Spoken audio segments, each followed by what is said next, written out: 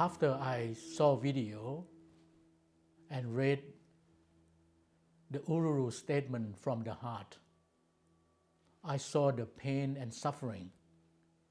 I feel sad and depressed. What happened to Aboriginal in the past? So I want to do something about it. As a Buddhist, I contact Professor Jack Beetson to come and explain and give us more clarity. I see this as a bringing together of Australia. Some people talk about it being divisive. I don't at all. I think this is where the beginning of us embracing each other as a nation, and Australia, truly becoming ours. That we all live and belong here.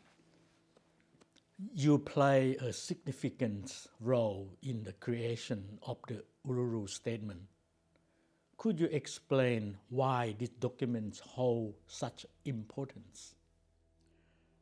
I think it's extremely important because it was put together by hundreds of people from around the country that came together in a host of workshops that were organised. And I think it's really important that when people are considering this upcoming referendum, people keep saying that this is a top-down approach, but it's actually not. It grew from the ground up. That was the whole idea of the workshops. I feel this statement is an opportunity for us all to call this land home.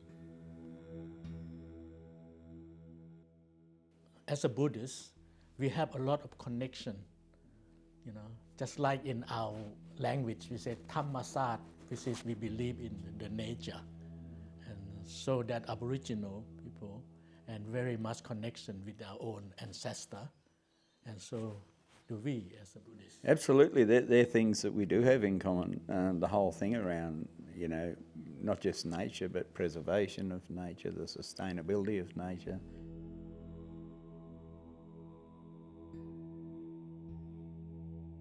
When I talk about nature, I talk about the rivers, I talk about the plants, I talk about the animals, and it's around balancing all of that.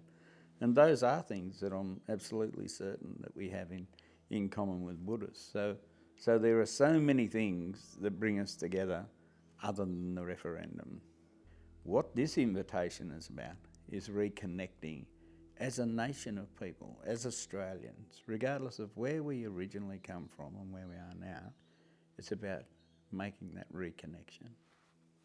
Healing the past is an important aspiration and a significant step forward, reconciliation and forgiveness.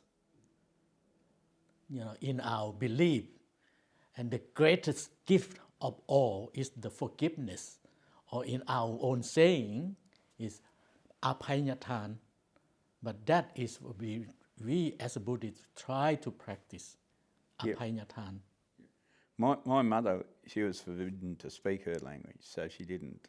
But I can remember when I was very little when she taught me about forgiveness and what it actually meant. And she pointed that out when I was blaming other people, when I was pointing at others and saying it's their fault, they did this, they did that. And she said, well, the greatest gift you can give them back is forgiveness. And it's so true, that capacity to forgive, both in Buddhists and in Aboriginal people, is extraordinary. So you think with the voice, it will help your people a lot?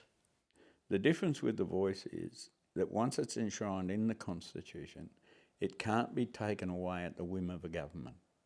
Nobody can actually take it away because it's enshrined in the Constitution. It's the law yeah, of the it's country. the law. Yeah, it's part of your Constitution. People quite often look for detail of what that might mean, but constitutions they're not detailed documents, they're actually principle documents. So they're the principles are in the Constitution. So we're not looking for massive change, we're not enshrining anything in terms of how it operates and all that. That's determined by the government. And it has the legislation, like any legislation, which the voice will be wrapped up in, that has to be determined by due political process, which means that the government and the opposition get to debate it and all those sorts of things as you would any other piece of legislation. So I believe you have tried so many things with the different government for the past, but this is the void you really need the real people to work with you. Yeah, look, I just think it's such a modest ask that it's something that people want to see get across the line. I actually have confidence in Australian people to vote yes in this referendum, but that doesn't mean people can't vote no. That's not, people have a right in a democracy. All I'm asking people is to exercise that right. I know what I'm doing, but it doesn't mean I want to go out there and drag everybody else into the polling booth and vote the way I do. Well, that's a beautiful about this country, isn't it? That you have the right to express your opinion, you express the freedom, what you need. That's all I'm asking people to do here. As Australians, do we think this is a good thing for the country or don't we? And then, based on whatever information you can get, make that choice. As a Buddhist, we would like to walk with you for the better of the future of our country. Thank you very much, and I take a great deal of comfort in knowing that. Thank you, Professor Jack Beetson. Thanks, Nith. Thank you.